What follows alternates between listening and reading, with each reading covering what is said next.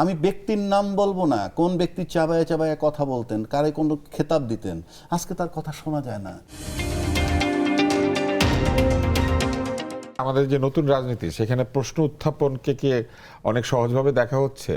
আমাদের অনেকেরই কিন্তু মনে হচ্ছে যে প্রশ্ন উত্থাপন করলেই কিন্তু ধরে নেওয়া হচ্ছে যে তিনি এক ধরনের বিরোধী। কিন্তু প্রশ্ন তোলাই কি গণতন্ত্রের সৌন্দর্য না?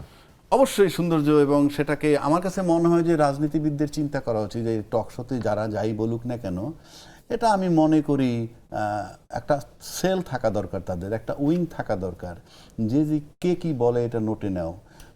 তারপরে ধরেন ডেইলি অন্তত 40টা চ্যানেলে 80টা লোকে বক্তব্য রাখে, এর থেকে আপনি বাছাইও করতে পারেন। ডেইলি 80টা লোকের নোট করার দরকার নাই, আপনি সর্ট আউট করতে পারেন। টকশোগুলোকে এক ধরনের গণসংসদ তৈরি করে না, যেখানে of সাধারণ course, মানুষ এসে আমি তাদের বলি, মতামত দিতে এটা থাকে? হলো আপনি মতামত দেওয়ার তো একটা জায়গা।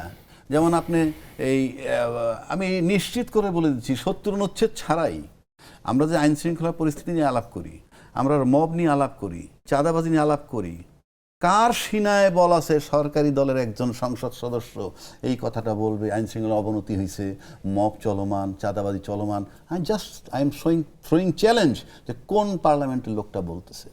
আপনি ডিবেট করছেন, অপোজিশনে থাকলে কথা বলতে অনেক মজা পাওয়া যায়।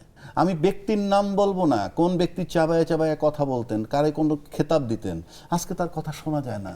কারণ সরকার পক্ষে বলবে তো ভেরি টাফ, 10টা সেন্টেন্স লেখার ক্ষমতা তার নাই।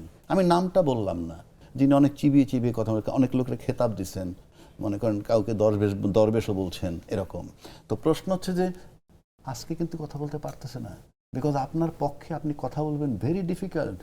নিজের পক্ষে আমি একজন অফিসারকে চিনতাম, সে বছর শেষে করতে কি এসিআর লেখে না, এসিআর তো বড় অফিসার লেখে, তো সে বলতো তোমার যার যার এসিআর নেই নিজে লিখে নিয়ে আসো।